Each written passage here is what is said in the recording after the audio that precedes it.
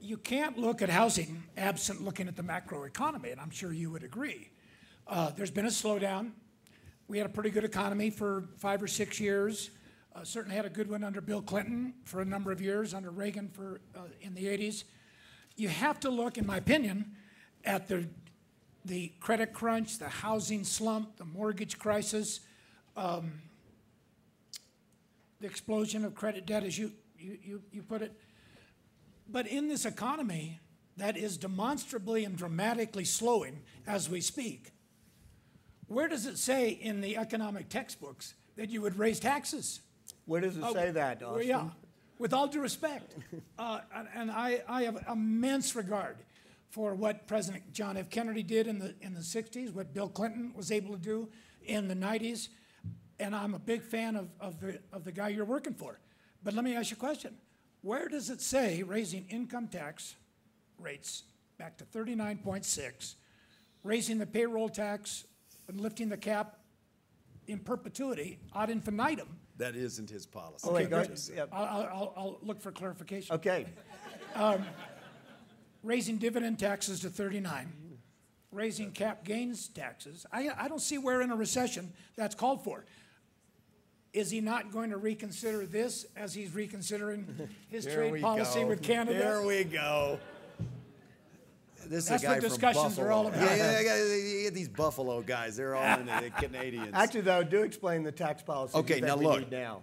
Look, Clarify that for us. the single biggest line in Barack Obama's budget is tax relief for ordinary Americans, is cutting taxes for 95% of working people in the country and providing up to $1,000 of tax relief for every working family. Because, look, we know that tax relief is important, and especially in a context like the one that I mentioned, where you've got, I would call it the middle class, but it's not the middle. 85%, 90% of the country with stagnant wages. Tax relief is important, and that is the centerpiece, one of the centerpieces of Barack Obama's domestic agenda. So I totally reject the idea that his view is, hey, let's go raise everyone's taxes. It's not. It's tax relief for the people who both need it and who are, it is their struggles that are the root of our slowdown. Okay, it's important to remember that. Because then he says, if we're going to pay for that, let's just let the rates, and not even all the rates, some of the rates, go back to what they were in the 90s. Which ones? The top brackets, so the top marginal rate goes back to 39.6. 52 counting the payroll tax. It's not his policy. Just as the way I say it is, you could also add to his budget $100 billion for reinvading Grenada. But that's not in his plan either, so it wouldn't be fair to count that in his budget. That's a straw man. That's You a straw put man. forward a straw man. The straw man to say, didn't. yes. He wants to raise the payroll It isn't tax. his policy to uncap at 12.4% in perpetuity the payroll tax. Who is He's it? looked at many plans which are in the 3 to 5% range.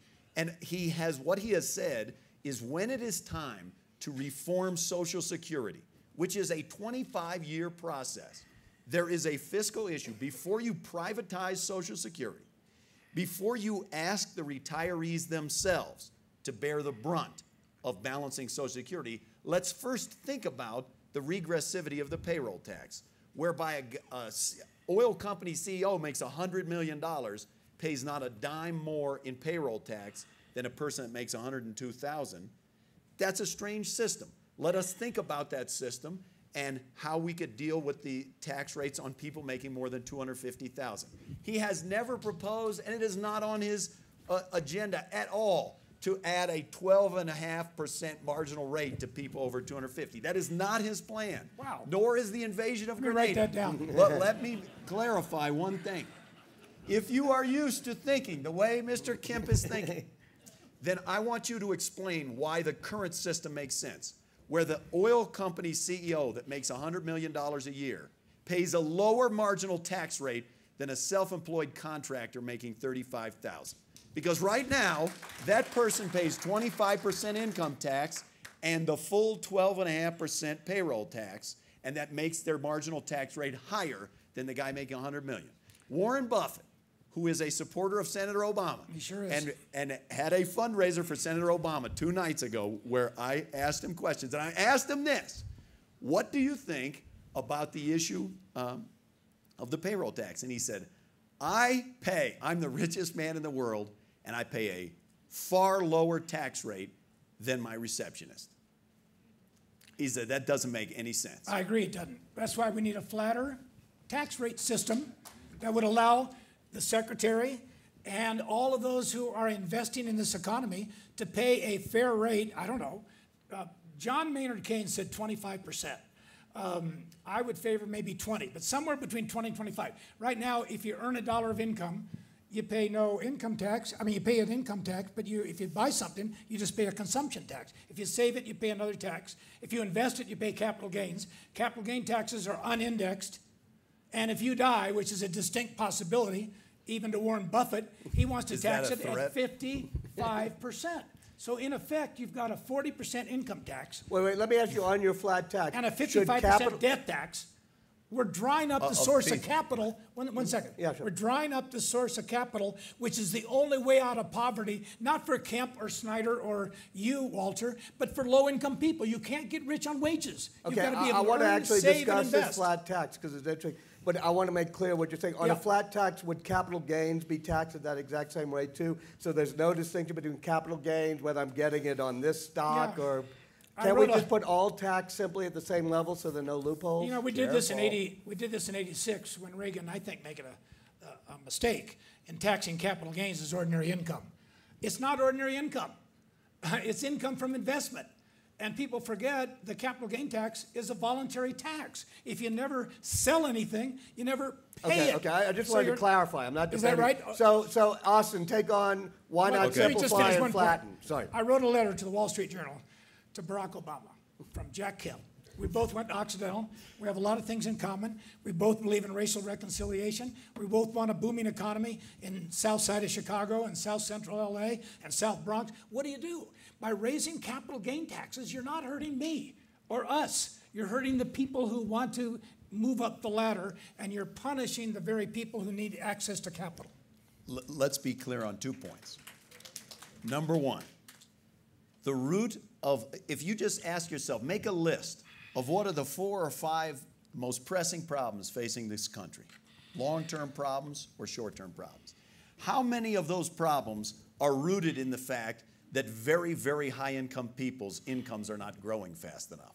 That is the root That's not the issue, That Austan. is the issue. No, it isn't. On Wait, the hold- issues Jack, you gotta let me Austan finish. have the floor for a minute. For investing in infrastructure in this country, which there is now a building consensus on both sides of the aisle. The Chamber of Commerce has put forward investing in our crumbling infrastructure. I agree with that. As the #1 issue for the coming year. Okay, so what was normally thought of as kind of a left-wing issue is now getting business on board. Investing in college affordability, investing in alternative energy and a coherent energy policy going forward. These are things that are important investments that are critical for the long-run health of the country. Barack Obama's policy does not raise the capital gains rate on anyone making less than $250,000 per year, period. The capital gains rate would go back to something in the low 20s, which is lower than the rate set by Ronald Reagan in 1987. I remind you, when Ronald Reagan set the rate to 28%, where it remained for a decade through most of the 90s, the stock market rose 270% over that period. There is absolutely no evidence that at rates around 22%, 20%, 23% that Barack Obama has been talking about, there is absolutely no evidence that that has a devastating impact on the economy. And when you can use the money to pay for investments that are critical to the future of the economy, as I say, if you look out at what is happening, the root of our problem, the very high-income Americans, their incomes have been growing at double-digit levels. We have tried for 8 years exactly the philosophy that Mr. Kemp is putting forward. And how's that worked out for us? It hasn't worked out that well. If you believe that the last 8 years have been a tremendous success for the economy, then by all means, let's double the Bush tax cuts as John McCain is going to do.